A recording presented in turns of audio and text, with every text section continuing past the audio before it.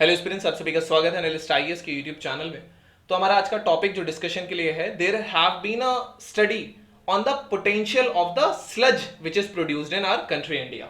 We'll see why news, किस university ने इसको किया है, स्लज किसे कहा जाता है, स्लज के क्लासिफिकेशंस क्या क्या हैं, कौन से स्टैंडर्ड्स हैं, एंड करंट प्रोसेस क्या है स्लज मैनेजमेंट का इंडिया में। Then what are the findings of the recent study, what are the challenges which we have with this. Then we'll be solving our today's prelims practice question based around this topic. Let's start. Why news?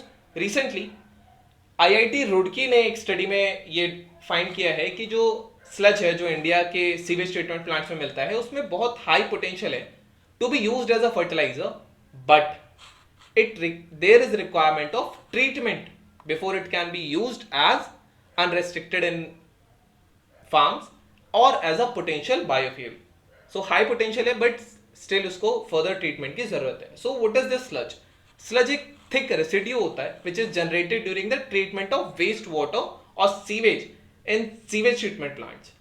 जब ऊपर का water हटा दिया जाता है तो ये semi solid material है जो बचता है नीचे, और इसको कुछ दिन और रखा जाता है तो एकदम ड्राई हो जाता है लाइक दिस। लेटर ऑन इसको ट्रीटमेंट के बाद यूज किया जा सकता है। Composition of the sludge, it can vary depending on the source, treatment process and all. Typically इसमें ऑर्गेनिक कंपाउंड्स होते हैं, न्यूट्रिएंट्स होते हैं, जैसे नाइट्रोजन, फास्फोरस होगा, माइक्रो ऑर्गेनिजम्स इसमें होते हैं। स्लज में कंटामिनेंट्स भी हो सकते हैं, जैसे अर्बन एरिया में अगर ट्रीटमेंट प्लांट है तो उसमें हैवी मेटल्स हो सकता है, इंडस्ट्रियल पॉल्यूटेंट्स, पैथोजेंस, ये सारी चीजें हो सकती हैं। Treatment and processing of the sludge, it can yield organic fertilisers, biogas for energy production या कंस्ट्रक्शन मटेरियल्स के लिए भी यूज हो सकता है। कंटामिनेंट जो स्लज में है, they require careful handling to avoid negative impact on the water bodies and agriculture land as well. What is the classification of sludge? So United States environment protection agency के जो standards हैं, इसके हिसाब से sludge दो type का होता है, class A, class B.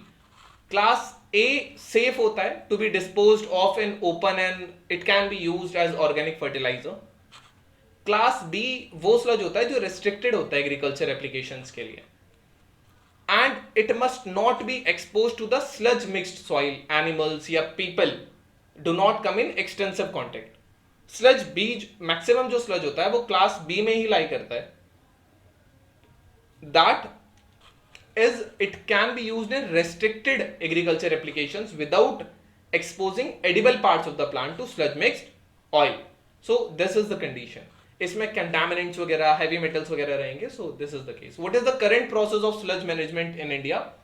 So Namami Ganga mission के अंदर कॉन्ट्रैक्ट्स होते हैं प्राइवेट स्लज डिस्पोजल के लिए, बट इनएडिक्वेट ट्रीटमेंट है स्लज का। ये जो कॉन्ट्रैक्टर्स हैं क्योंकि प्राइवेट होते हैं, तो जब बाढ़ का टाइम आता है, रेनफॉल का टाइम होता है, उस टाइम पे स्लज को डायरेक्टली ही डाल देते हैं रिवर में।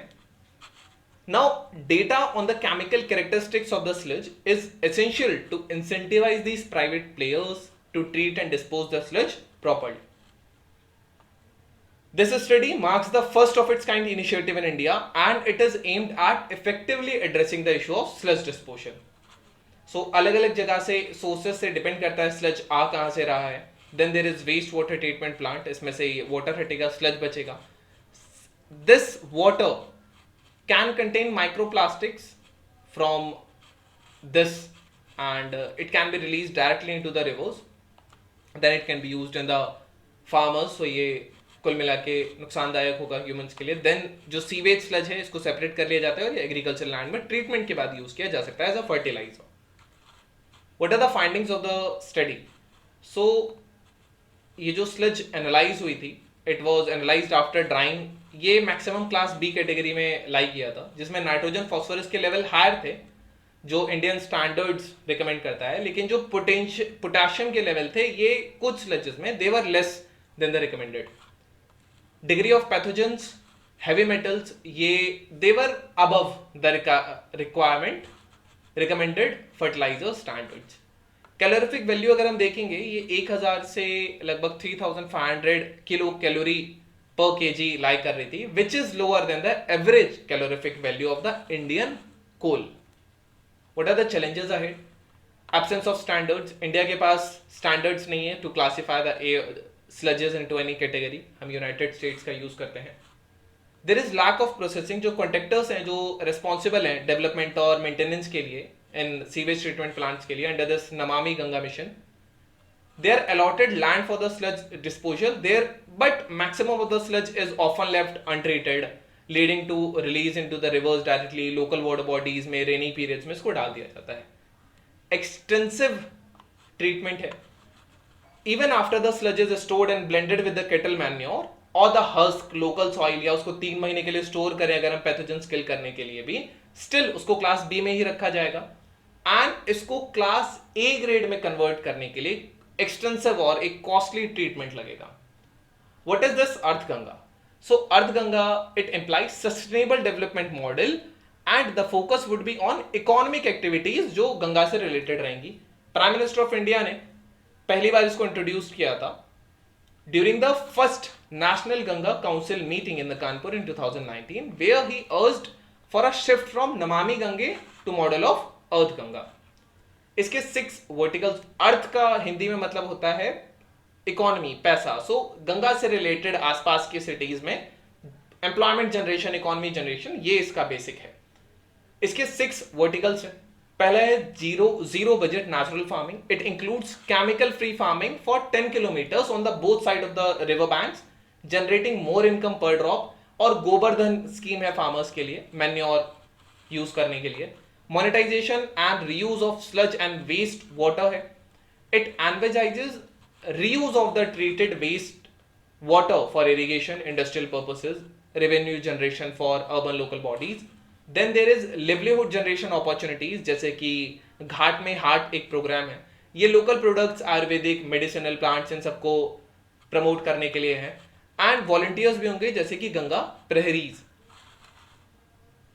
Public participation would be there to ensure the increased synergies between the stakeholders. Cultural heritage and tourism program होगा जिसमें बोट टूरिज्म इंट्रोड्यूस किया जाएगा थ्रू कम्युनिटी जेटीज होंगे, योगा का प्रमोशन होगा, एडवेंचर टूरिज्म, ये सारी चीजें होंगी. सो इससे एम्प्लॉयमेंट भी होगा, टूरिज्म भी बढ़ेगा. Now institutional building would be there by enhancing the local capacities for better decentralisation water governance. Now let's discuss our today's practice question.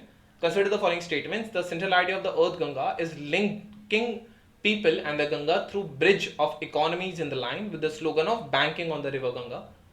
One aspect of the Earth Ganga initiative is to convert treated wastewater and sludge into usable products like manure and bricks.